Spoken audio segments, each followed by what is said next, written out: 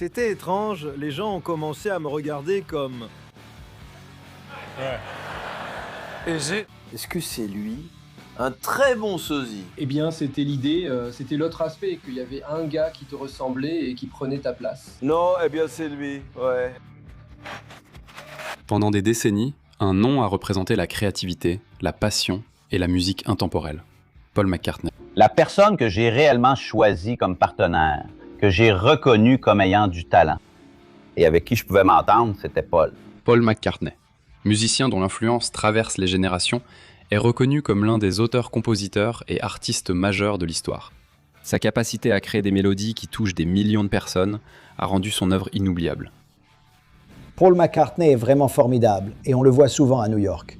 Tout le monde l'adore. Même si sa politique diffère de la mienne, ça m'est égal. Ce qui rend Paul vraiment spécial, c'est sa capacité rare à continuer d'évoluer tout en restant fidèle à l'émotion qui se cache derrière sa musique. C'est génial parce qu'il est toujours, je veux dire, il est tout le temps à fond dans la musique. Et il essaye toujours de nouvelles choses, tu sais, il prend sa guitare. Depuis ses débuts jusqu'à sa carrière légendaire qui a suivi, il n'a cessé d'inspirer des musiciens du monde entier par son talent, son dévouement et sa vision artistique. Parce qu'il était le bassiste le plus mélodique de tous les temps.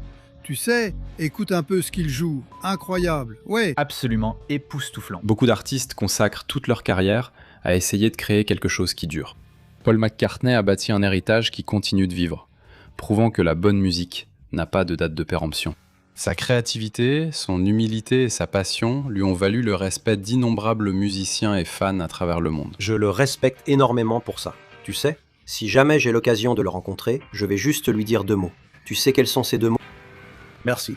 Même après des décennies sous les projecteurs, Paul reste un symbole d'excellence et un rappel de la puissance de la musique. C'était simplement une question de respect et d'amour. Et il savait vraiment qui j'étais musicalement.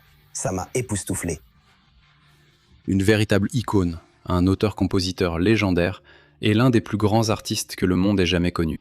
Découvrons la vie des autres sur Paul McCartney. Je veux dire, je suis impressionné par McCartney. C'est à peu près le seul devant qui je ressens ça. Mais je suis vraiment impressionné par lui. Il sait tout faire. Et il n'a jamais ralenti. Il a le don pour les mélodies. Il a le rythme. Il peut jouer de n'importe quel instrument. Il peut crier et hurler aussi bien que n'importe qui. Et il peut chanter une ballade aussi bien que n'importe qui. Tu sais, donc un des plus grands moments de ma vie, c'est quand j'ai rencontré Paul. Donc Paul McCartney. Est. C'est lui le bassiste?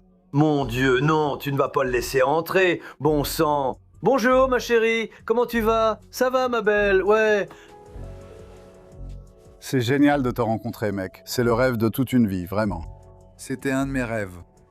Vous m'avez donné envie de faire de la musique. Je n'ai jamais joué de la basse avec Paul. Oui, j'ai chanté avec lui, mais je n'ai pas joué de la basse. Avec lui, oui. Je ne savais pas comment ça se passerait, mais il a assuré et adoré. Il a dit que jouer avec un groupe était génial. Je n'ai jamais entendu Paul jouer ainsi. Je suis sûr qu'il l'a déjà fait, mais je ne l'avais jamais entendu. Il a vraiment assuré et a été génial dès le début. Paul McCartney s'éloigne, j'attrape Rob Light de CAA et tire sa chemise. Je lui dis de me présenter à Sir Paul McCartney. Il tape sur l'épaule de Paul et lance « Hey, Jelly Roll veut te voir ».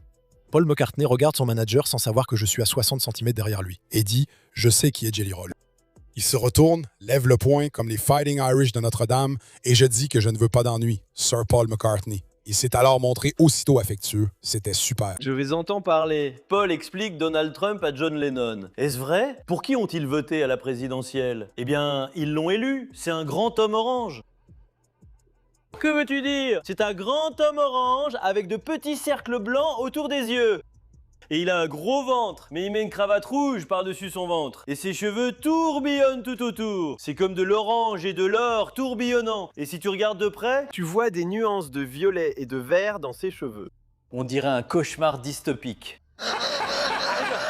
Il est adorable, comme un gamin dans un magasin de bonbons. Tu sais, il adore ça.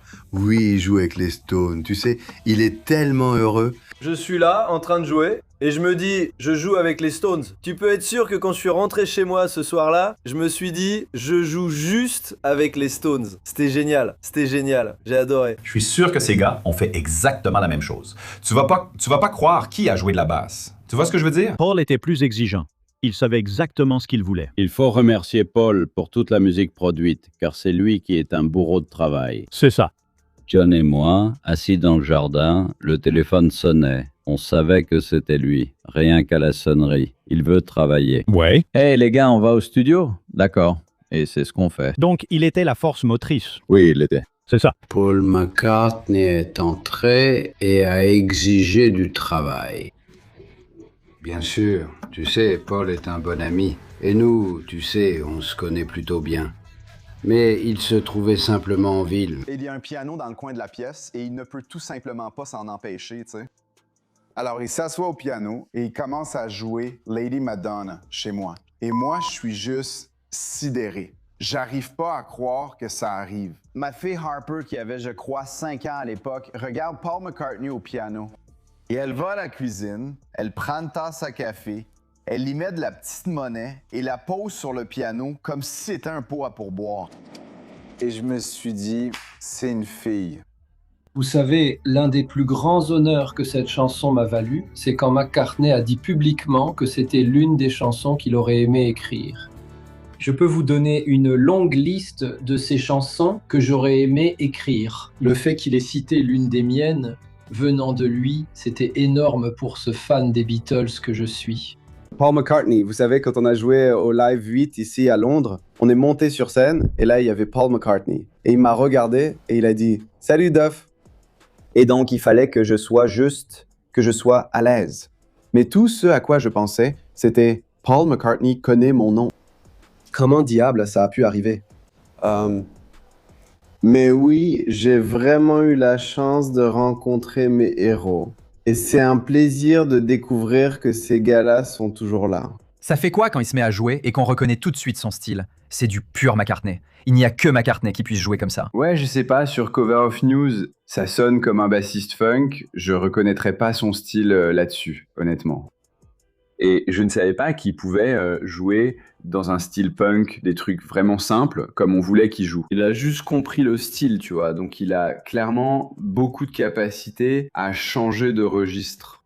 Énormément dans ma vie, parce que, tu sais, je pense que je dois mon choix de vie à Paul McCartney et aux Beatles. Tu sais, il venait d'une ville portuaire, il a conquis le monde avec ses chansons, et il a donné à toute une génération après lui la permission de au moins essayer. Donc je suis extrêmement reconnaissant envers Paul.